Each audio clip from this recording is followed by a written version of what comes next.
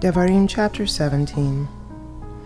You are not to sacrifice to Jehovah your God a cow or sheep that has a defect or anything wrong with it that would be an abomination to Jehovah your God.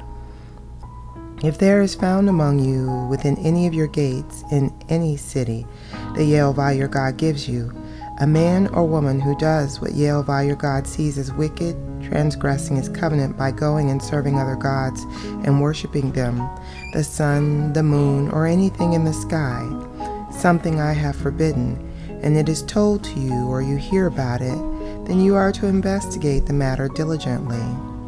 If it is true, if it is confirmed that such detestable things are being done in Israel, then you are to bring the man or woman who has done this wicked thing to your city gates and stone that man or woman to death.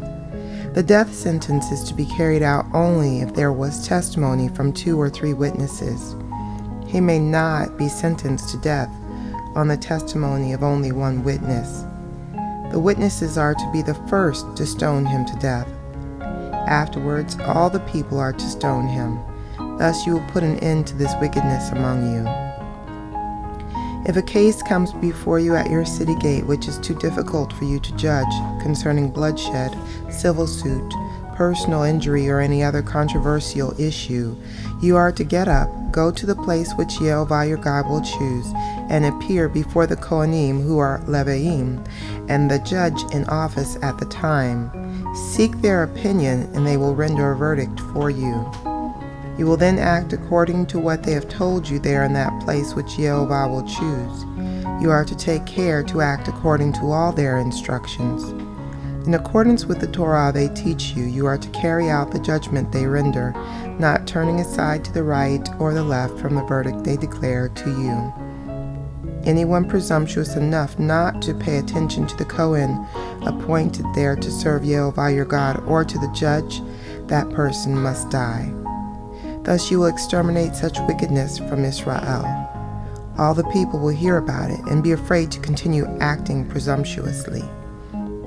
When you have entered the land Jehovah your God is giving you, have taken possession of it, and are living there, you may say, I want to have a king over me, like all the other nations around me. In that event, you must appoint as king the one whom Jehovah your God will choose.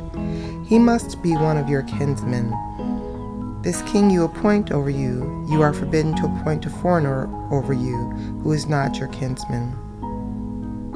However, he is not to acquire many horses for himself, or have the people return to Egypt to obtain more horses, inasmuch as Jehovah told you never to go back that way again.